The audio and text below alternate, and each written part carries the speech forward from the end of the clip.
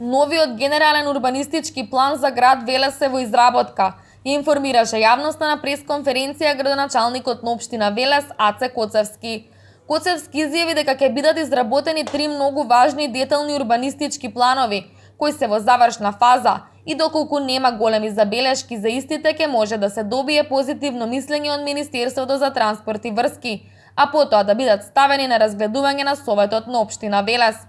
Првиот детален урбанистички план се однесува на просторот околу градскиот пазар и со него се предвидува изградба на катна гаража на местото на сегашниот паркинг, во близина на Бифес Кара Хајдук, со капацитет од околу 300 паркинг места, додека пак на местото на старата зграда на театарот е предвидена изградба на колективно станбен деловен објект на 9 ката, 2 нивоа за паркинг простор, 2 ката за деловен простор и 5 за објекти за живење. Вториот детален урбанистички план се однесува на градскиот парк кој предвидува ново современо сообраќајно решение, со кое ќе се овозможи кружно движење околу стадионот, а просторот под сегашните трибини може да се намени за деловни простории. Предвидена е локација за изградба на мал покриен базен во рамки на парцелата на постоечкиот градски пливачки отворен базен, кој ќе биде финансиран од страна на Агенцијата за млади и спорт, како и изградба на 2 катни гаражи на долната страна под сообраќајницата кај градскиот базен. Со третиот детален урбанистички план, кој се однесува на просторот околу Младинскиот парк, Велес ќе добие ново сообраќајно решение со изградба на голем турбокружен тек на местото на семафорите со радиус од 30 метри.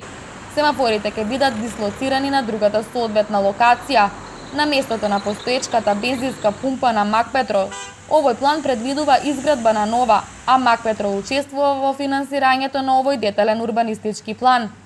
Со овој детален урбанистички план се предвидува изградба и на нова зграда за градската библиотека, на местото на бараките на културно-уметничкото друштво Керамичар, на 3 нивоа со голема површина за паркирање под објектот. Градоначалникот Коцевски информираше дека беше распишан конкурс за добивање најдобро идејно решение за централното градско подрачје, на просторот од јаворот на плоштадот Цар Мале до стоковната куќа и како посебна целниот дел од на НЛБ банка до јавните градски тоалети.